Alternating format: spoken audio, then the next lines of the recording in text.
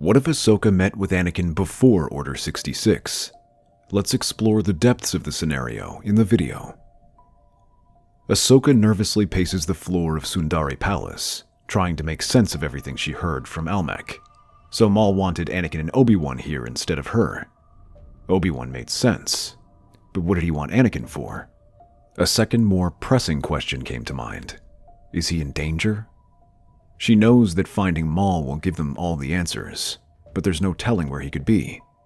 Meanwhile, whatever is happening to Anakin could be unfolding now. If you keep pacing like that, you're going to wear a rut through the floor. Aren't you concerned about it? I'm trying to focus more on the battle ahead. I guess that's the benefit of being a soldier. Unfortunately, I don't think I have that luxury, especially if it involves Anakin. Look, if you're so concerned, why don't you return to Coruscant while we wrap things up here? Are you sure? Yeah. It looks like we managed to deal with most of Maul's forces. Don't worry about us, Ahsoka. Just make sure that the General's safe. Taking a smaller ship, Ahsoka heads back alone. When she returns to Coruscant, she sees the full aftermath of the recent Separatist attack. Hundreds of ruined ships float in orbit, making a miniature debris field and painting a grim reminder of the attack. Meanwhile, large parts of the surface are left in ruins from the ensuing bombardment and ground battle.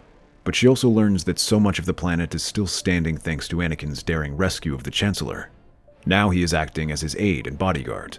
As Anakin leaves the Senate building, he feels something pulling him toward the corner of the landing pad. To his surprise, he spots Ahsoka standing there. Ahsoka? What are you doing here? I thought you were on Mandalore. I was. But things have changed, Master. There's trouble. She tries to explain to him what she heard from Almec, how Maul wanted him there, and how it's all part of Darth Sidious's plan. Now that you mention it, the Jedi are also concerned about the Sith Lord's identity, and are trying to track him down. It's only one reason I'm being tasked with watching the Chancellor, to make sure that when the war is over, there's a peaceful transition. They think the Chancellor might be in danger? They think he's the danger. For some reason, they got it in their heads that Palpatine won't step down willingly. Well, I don't blame them. You've seen what unchecked power does to most people. The Chancellor is not most people. I trust him. But now that you're here, I could use your help. She's surprised at how Anakin snaps at her. She sees his shoulders sag as he tries to calm down. The mission is taking a toll on him. Slowly, she reaches out and pats his shoulder. You don't have to do it alone, Sky Guy. Now that I'm here, you're not alone. While Ahsoka can't join Anakin on his mission, she has a more important task of keeping Padme safe. While the two friends are happy to catch up and spend time together, Padme explains how Anakin has been having visions of her dying for the past few days. She explains that he's just shaken up about her condition. At first, things seem to calm down after Anakin gives Ahsoka this job. He trusts her more than anyone else in the galaxy, and knows that she'll give her life to complete this mission. When Palpatine sees Anakin much calmer, the Sith Lord redoubles his efforts in giving Anakin more nightmares. He uses the Force to show not just Padme dying, but Ahsoka as well. Instead of dying from childbirth, he shows a shadowy figure wielding a pair of red lightsabers attacking her. Ahsoka continues trying to figure out who the Sith Lord is. She decides that the best way to find a dark side user is with another dark side user, so she contacts an old friend, Ventress. Her job officially is to help Ahsoka protect Padme, but while the two are in her apartment, they begin trying to piece together everything happening. Like Maul, Ventress has been feeling a change in the Force, like the dark side is calling to her. For the last few weeks, its presence has been feeling more powerful. As the two meditate in Padme's apartment, Ventress hisses as she's feeling a troubling presence. It's like a dark cloud looming over the apartment. Could it be our Sith Lord? Whoever it is, they're very powerful. Their presence here is strong. I'm surprised Skywalker didn't sense it himself. It might be what's giving him his nightmares. Could that be possible? There are many powers associated with the dark side. Being able to manipulate people's thoughts, doing the same to someone's dreams, doesn't sound that different. As they continue their investigation, they receive some good news. Rex and Bo-Katan have captured Maul and are escorting him back to Coruscant. Palpatine begins to sense them getting closer to the truth and tries to throw them off his scent. One day Anakin is staying late to watch the Chancellor. He receives a distress message from Padme, telling him that bounty hunters are breaking into their home. Ahsoka leads Padme to her bedroom just as the front door bursts open, allowing Aurra Singh and Bossk to stride in with their blasters ready. Not a step further. I know you. You're the witch who betrayed Boba. The kid was a novice. It was a matter of time. If you want to avenge him, though, you're welcome to try. She draws her lightsabers as the two open fire. They unleash a barrage of fire, but even with their quick trigger fingers, neither one manages to land a hit. Ventress yawns as she deflects their attacks. Yes, shoot the Force wielder. No one's tried that before. She shoves them back, but Bossk drops to the ground and lunges forward, knocking her over. Ventress hooks her legs around his thigh and shoves Bossk beside her where they begin trading punches. Ahsoka runs out and joins the fight, just as Aurra gets to her feet. The traitor and the brat. Today must be my lucky day. She raises her pistol, but Ahsoka is faster, slashing her blaster apart. Aurra counters by sweeping her legs from underneath her. Aurra swings a vibroblade against her lightsaber, but Ahsoka's weapon is a blur of light that puts Aurra on the defensive. Ventress uses her agility to stay just out of Bosk's reach. She flips over his head, slashing at his exposed back. Bossk roars in pain and swings his heavy blaster rifle like a club. Ventress ducks and rolls, slashing at his legs and forcing him to his knees. Aurra begins to give ground, feeling Ahsoka wear her down with her lightsabers. Sensing this, Ahsoka intensifies her attack, but little does she know Aurra has a trick up her sleeve. She activates the darts on her boots and fires them at her. They hit her right in the stomach, causing the poison to course through her. Ahsoka barely blocks Aurra's next attack before dropping to the ground. A scream cuts Aurra's celebration short as she feels herself starting to choke. Ventress lifts the two bounty hunters in the air and slams them against the ground before running over to check on Ahsoka. At that moment, Anakin bursts into the room with his lightsaber ready. He sees the bounty hunters down, but sees Ahsoka unconscious and Ventress standing over her with her lightsabers in hand. Immediately, Anakin's memory flashes back to his dreams of someone trying to kill Ahsoka. Anger flares across his body as he rushes Ventress. "You! I should have known!" The bounty hunter barely brings her lightsaber up to block the attack. Their lightsabers clash with a flurry of strikes, with Anakin moving relentlessly while Ventress defends herself, trying to explain. However, Anakin's rage begins to blind him, and he says nothing but snarls and presses forward. Ventress tries her best to avoid hurting him, but Anakin's attacks push her to her limits, and she feels her back pressed against the wall. She kicks Anakin's legs and shoves him back, but he counters with a swift punch to her stomach, forcing her to drop her lightsaber. Anakin snatches it up and holds it against her throat. "Annie, stop! She was helping us." Anakin hesitates. His lightsaber inches from Ventress's throat. He looks at Padme, relieved to see her alive. "What?" Ahsoka hired her to help protect me. She defended me when the bounty hunters attacked. "If you're lying..." I'm not. But we'd better get your Padawan to the hospital. Anakin deactivates his lightsaber and looks at Ahsoka. He grabs her and carries her to his speeder, leaving the two following after him as they make their way to the hospital. Luckily, they arrive just in time, as the doctor says they managed to prevent the poison from spreading through her body. However, she is not out of danger yet. The blow leaves her seriously injured, and it may take several days before she can wake up. This leaves Anakin feeling despondent as he watches the two most important people in his life and how vulnerable they are. This leaves him open to Palpatine's influence, feigning concern for Padme and Ahsoka's condition.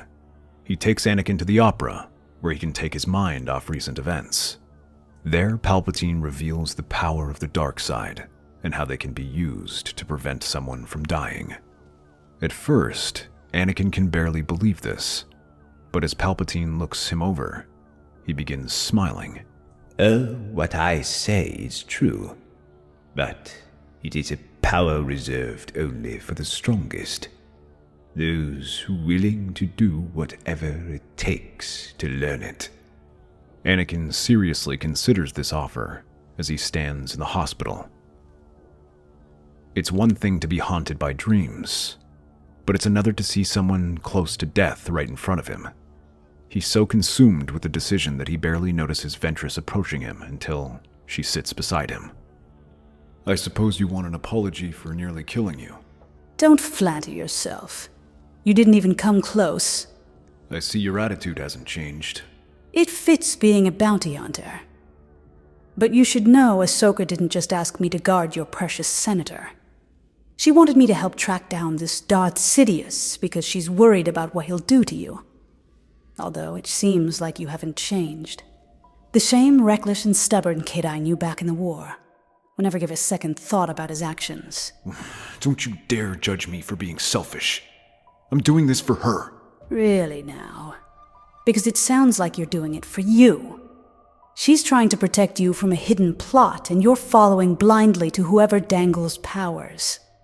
Like you? Do you think that insults me?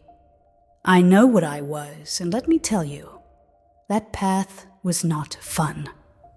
Later, when Anakin visits Palpatine senses the conflict within the young Jedi and decides that the time is now to strike. He tells Anakin that he knows the danger Ahsoka and Padme are in and offers to train him, revealing himself as the Sith Lord. Anakin, if one is to understand the great mystery, one must study all aspects, not just the dogmatic, narrow views of the Jedi. If you wish to become a complete and wise leader, you must embrace a larger view of the Force. Be careful of the Jedi, Anakin. They fear you. In time, they will destroy you. Let me train you. I won't be a pawn in your political game. The Jedi are my family. Only through me can you achieve a power greater than any Jedi.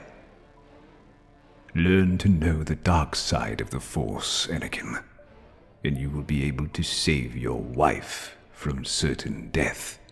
What did you say? Use my knowledge, I beg you. You're a Sith Lord.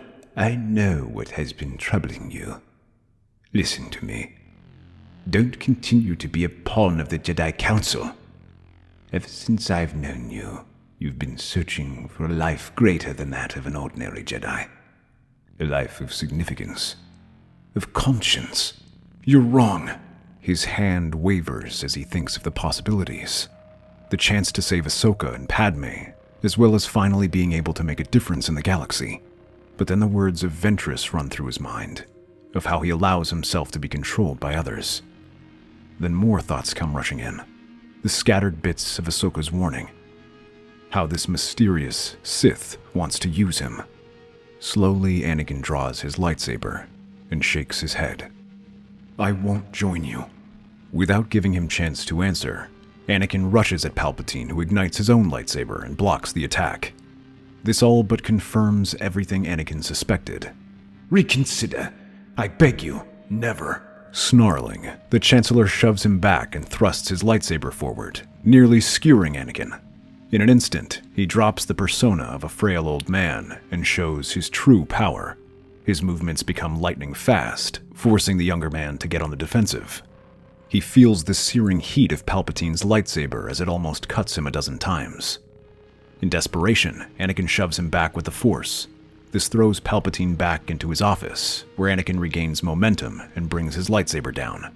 The two clash again and again until Anakin manages to shove Palpatine back on his desk, but lands on his feet and snarls. Before he can attack, Anakin shoves the desk against Palpatine, sending both of them tumbling out the window. Anakin sees the desk slamming onto the ground below, but Palpatine lands on a speeder bike and drives off.